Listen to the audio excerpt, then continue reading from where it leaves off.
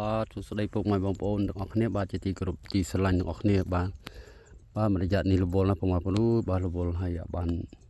ថតផុសជាវីដេអូចែកជូនពុកម៉ែបងប្អូនទស្សនាទាំងអស់គ្នាទេបាទដោយសាររវល់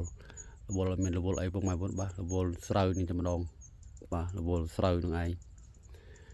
មកដាក់ទឹកបាញ់ថ្នាំបាជីដាក់ទឹកបាញ់ថ្នាំបាជីពុកម៉ែបងប្អូនបាទហើយអញ្ចឹងតែអត់មានពេលវេលាថតវត្ថុស័ក្តិសិទ្ធិចែកជូនជូនពុកម៉ែបងប្អូនដែលមានឧបនិស្ស័យទេបាទយ៉ាងហើយថ្ងៃនេះឆ្លៀតពេលបងណាបាទឆ្លៀតពេលម៉ោង12កន្លះបាទឥឡូវម៉ោង12កន្លះហើយថ្ងៃនេះប្រហែលម៉ោង6ម៉ោង5ម៉ោង6បានដល់ផ្ទះវិញហ្នឹងណាបាទឥឡូវម៉ោង12ជាងហើយហើយថ្ងៃនេះបងដែរមានប្រភេទខ្នាយតាន់ឬគេហៅថាថុកជ្រូកញីបាទហើយຂະຫນາດធំបងណាបាទຂະຫນາດធំស្អាតຂະຫນາດធំបាទហើយអត់មានពេលវេលាថតនៅផ្ទះទេបាទដល់អញ្ចឹងហើយយកមកថតតាមវាស្រែបាទថតតាមវាស្រែវិញបាទតាមធម្មជាតិបងណាបាទឲ្យពុកម៉ែបងប្អូនទស្សនានៅតាមវាស្រែធម្មជាតិណាបាទមើលទៅស្រស់ស្រាយខៀវស្រងាត់បំប្រងតែម្ដងបាទជាប្រភេទខ្នាយតាន់បាទខ្នាយតាន់នេះខ្នាតធំមកបាទធំបាទប្រវែងទៅចុងហ្នឹងប្រវែងចោលដៃហើយបាទស្ទើរបន្តិចប្រវែងចោលដៃនេះនៅបន្តិចទេប្រវែងមកចោលដៃបដ ாய் ទាំងចុងហ្នឹងឯង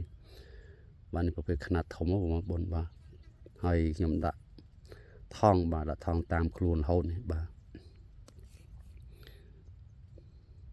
ខ្នាយតាន់បាទប្រភេទខ្នាយតាន់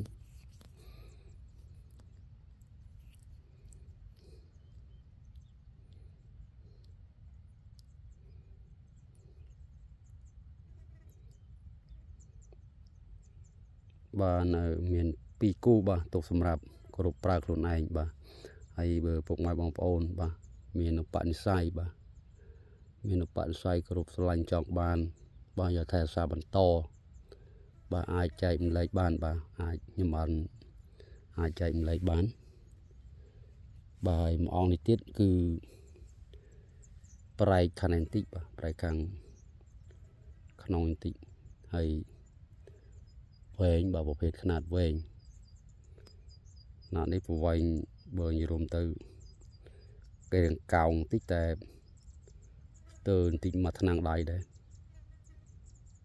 ស្ទើរបន្តិចមកច្អល់ដៃប្រវែងច្អល់ដៃបាទ